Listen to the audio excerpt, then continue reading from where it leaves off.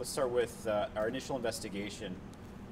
Just earlier this month, officers were responding to a burglary report in progress in the 1200 block of Old Bayshore Highway when they discovered what appeared to be a manufacturing facility for illegally made destructive devices.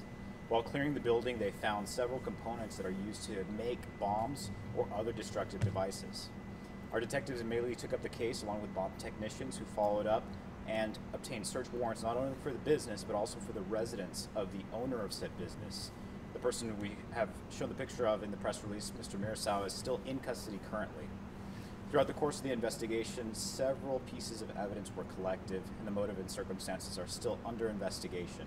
But from the evidence that we have found, it appears that this manufacturing facility had been in operation for a very long time, not just because of the amount of explosives that were recovered, but also the precursor elements, over 100 pounds of different types of compounds that were used to make flash powder and then utilized to make and build up those devices that we showed in the picture. In comparison, many people make them appear to be something like fireworks, but the true reality is these aren't standard M80s that are used. We found that the devices themselves had sometimes 2 to 3 times the normal charge of powder than standard M80s. So we're not talking about military grade equipment, we're talking beyond that.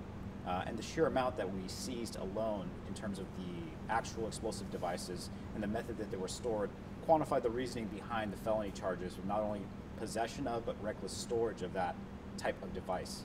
The powder alone in the area around it, had one spark ignited, probably could have taken down the entire building. That being said, there's still an ongoing investigation into the why and what. A lot of the information that we seize, not only from the business and the house, is technical and obviously has elements that are volatile. We have submitted several of these to the Santa Clara County Crime Lab, and we are awaiting results. Meanwhile, detectives are still looking for more information. If you or anyone you know has information about this individual or has information about the destructive devices that were shown in the picture, we ask that you please come forward and speak to our assault unit detectives and provide your statements. Questions? The report of the commercial burglary and the discovery of these devices, were they connected? Exactly. As officers went to clear the building in which the reported burglary occurred, they stumbled upon the evidence that they discovered. Detectives came together, obtained a search warrant for that building itself, and continued the search, discovering not only the bomb-making materials, but the completed destructive devices, as well as tools utilized to manufacture those devices.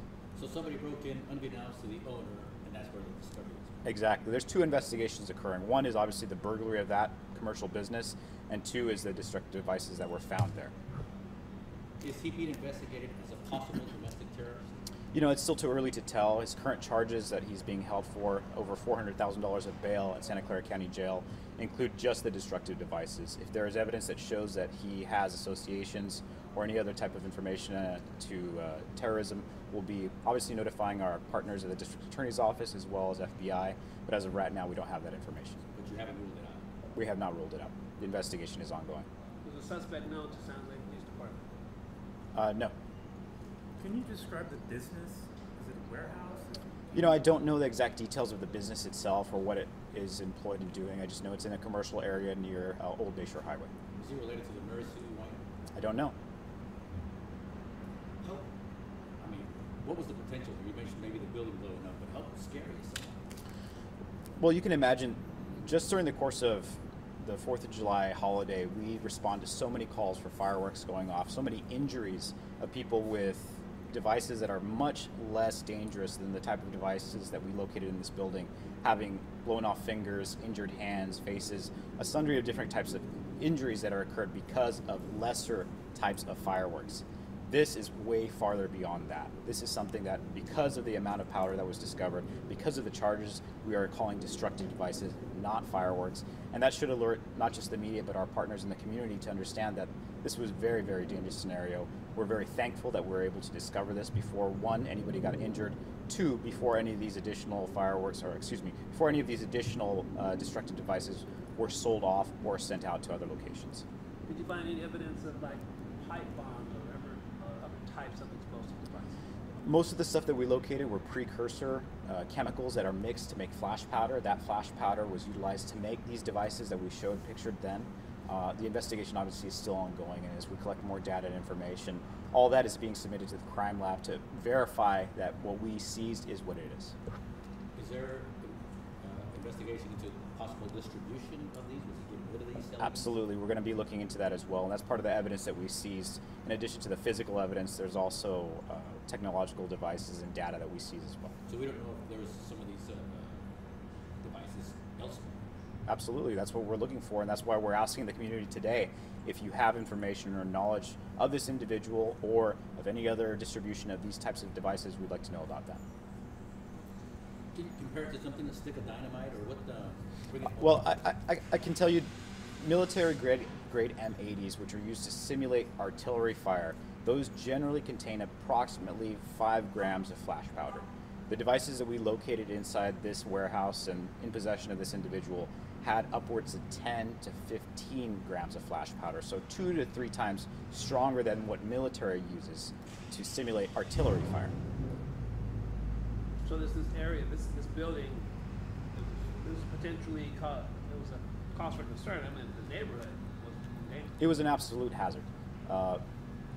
You know, our bomb squad technicians are very professional. They know how to isolate, identify explosive devices. They know how to safely transport all that dangerous stuff out to a local bomb range and get rid of it after taking appropriate samples.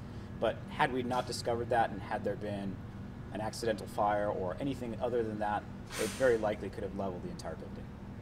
How many ready-made devices did you find, and how many were capable of being produced? I don't have the exact number of the ready-made devices that had already been assembled, but I can tell you that based on the evidence that we did seize and based on what we saw there, it looked like this manufacturing of destructive devices had been going on for quite a while.